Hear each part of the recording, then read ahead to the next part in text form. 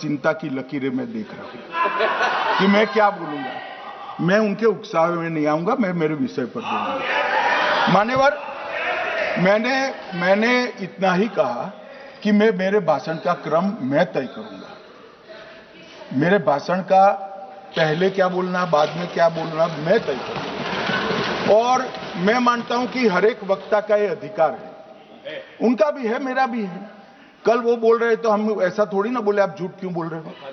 हम नहीं बोले, नहीं बोल सकते साहब। वो माननीय विपक्ष के नेता है, वो बोल सकते अपना भाषण। मान्यवर, और मैंने तो ये भी कहा मेरा पूरा भाषण छूट कर कुछ बच जाता है तो आप पूछिएगा, मैं जवाब दूंगा।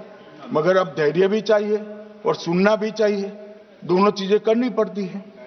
मान्यवर, वोट चोरी का कोहराम बचा है। मैं वोट चोरी किसको कहते हैं वो बताना चाहता हूं। वोट चोरी के 3 आयाम हैं। एक तो मतदाता नहीं है, मतलब योग्यता नहीं है, और आप वोटर बन जाते हो तो वोट चोरी माना जाएगा। दूसरा, आप गलत प्रकार से चुनाव जीतते हो तो वोट चोरी माना जाएगा। और तीसरा, जनादेश को डिफाई करते हो, मतलब वोट के विपरीत आप कोई पद प्राप्त कर लेते हो तो भी एक प्रकार से वोट चोरी होता है। अरे सुनो ना, क्यों जल्दबाजी करते हो मानिकम, क्यों? अब मैं 3 वोट चोरी की घटनाएं बताना चाहता हूं। सबसे पहली घटना हुई, आजादी के बाद देश का प्रधानमंत्री तय करना था। तय कौन करना था? तो उस वक्त के जितने प्रांत थे इसके कांग्रेस के अध्यक्षों ने, उनके एक एक वोट से तय होना था। अब 28 वोट श्री सरदार पटेल को मिले और 2 वोट जवाहरलाल नेहरू जी को मिले।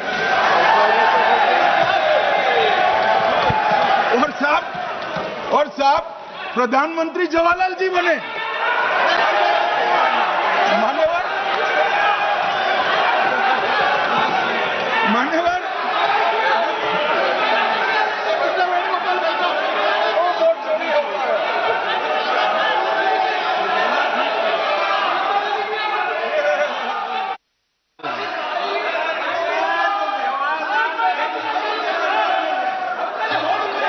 प्लीज, माननीय गृह मंत्री जी, माननीय गृह मंत्री जी, प्लीज।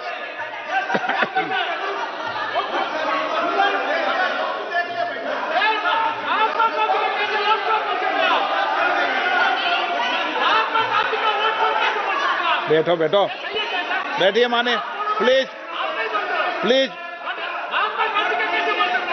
प्लीज।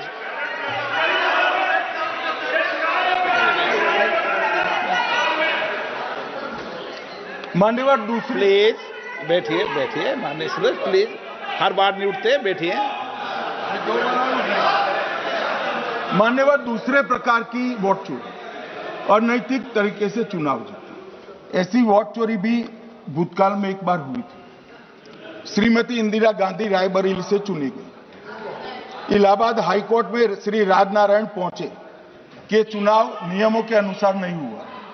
इलाहाबाद हाईकोर्ट ने ये तय कर दिया कि श्रीमती गांधी ने उचित तरीके से चुनाव नहीं जीता है, हम इसको रद्द कर दें। मान्यवर, ये भी वोट चोरी थी, बहुत बड़ी वोट चोरी थी।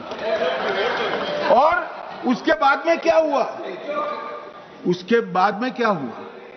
उसके बाद में वो वोट चोरी को ढकने के लिए संसद में कानून लाए कि प्रधानमंत्री के खिलाफ कोई केस ही नहीं हो सकता। मैं विपक्ष के नेता को कहना चाहता हूं, इम्यूनिटी की बात आप चुनाव आयोग की पूछ रहे हैं, इसका तो मैं जवाब दूंगा, इम्यूनिटी का।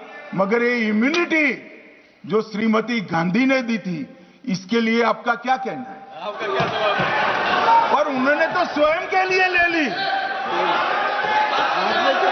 उनका आरोप है।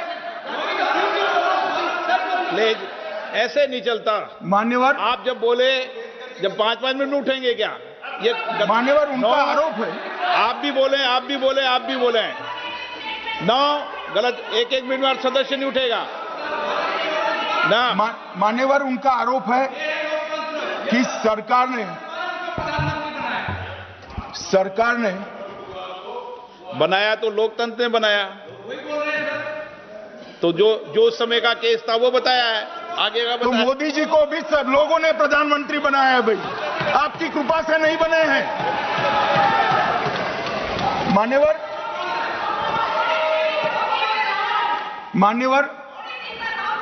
नो प्लीज सर, मानित तरीका ठीक नहीं है आपका, 2-2 मिनट में उठना। मान्यवर विपक्ष के नेता ने कहा कि आपने चुनाव आयुक्तों को इम्यूनिटी दी। इनका आरोप सत्य नहीं है, मैं इसकी बात बाद में करता हूं, परंतु हमने तो चलो मानो चुनाव आयुक्त को इम्यूनिटी दी, श्रीमती गांधी ने तो अपने आप को इम्यूनिटी दी। और फिर जब ये संवैधानिक सुधार के वायरस चैलेंज हुए तो वो केस जीतने के लिए 2, 3 और 4 नंबर के सर्वोच्च न्यायालय के जज को बाईपास कर चौथे नंबर के जज को चीफ जस्टिस बनाया और वहां केस भी जीत लिया। और मान्यवर ये तो इतिहास है, कौन झुठला सकता है? इनको कोई पढ़ाता नहीं है इतिहास, ये तो इतिहास है, सर्वोच्च अदालत और संसद के रिकॉर्ड में रखा हुआ इतिहास है। इसके खिलाफ लल्लन सिंह जैसे कितने लोग पूरा जीवन लड़े बिहार में, इमरजेंसी के खिलाफ जेल में गए, लाखों लोग गए। और तीसरी वोट चोरी कहना चाहता हूं, तीसरी वोट चोरी का प्रकार मैंने बताया था कि योग्यता नहीं है और मतदाता बन जाना। अभी एक वाद पहुंचा है, वाद मतलब डिस्प्यूट पहुंचा है दिल्ली की सिविल अदालत में। उसमें डिस्प्यूट ये है कि सोनिया गांधी जी इस देश की नागरिक बनने से पहले मतदाता बने।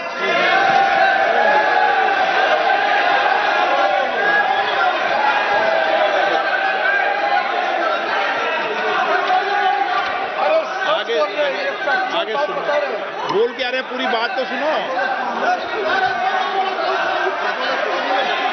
मान्यवर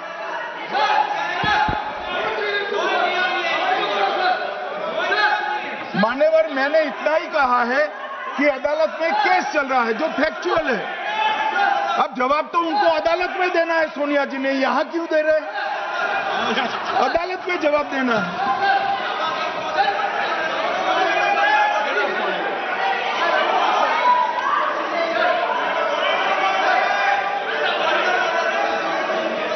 बीच के भाषण में पॉइंट ऑफ ऑर्डर नहीं होता।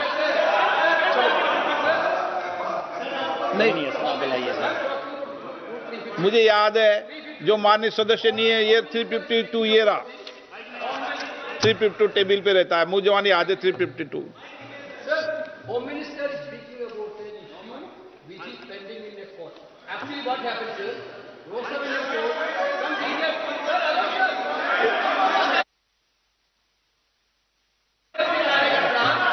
filed a case on Madam Sonia Gandhi's voting on that 80. Sir, that Ross Avenue Court dismissed that case without, there is no substance in that case. After the same person given an appeal. Gandhi not even voted in that election. I am challenging Home Minister. Okay. Sonia Gandhi not even voted that election. Can you prove it? Can you prove it? Sir, misleading statement a Home Minister doing. Sir, you are. What is this, sir? एक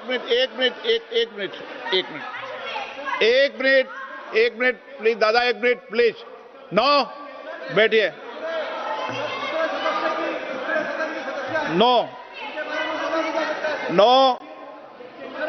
मान्य please देखिए मान्य सदस्य 2 दिन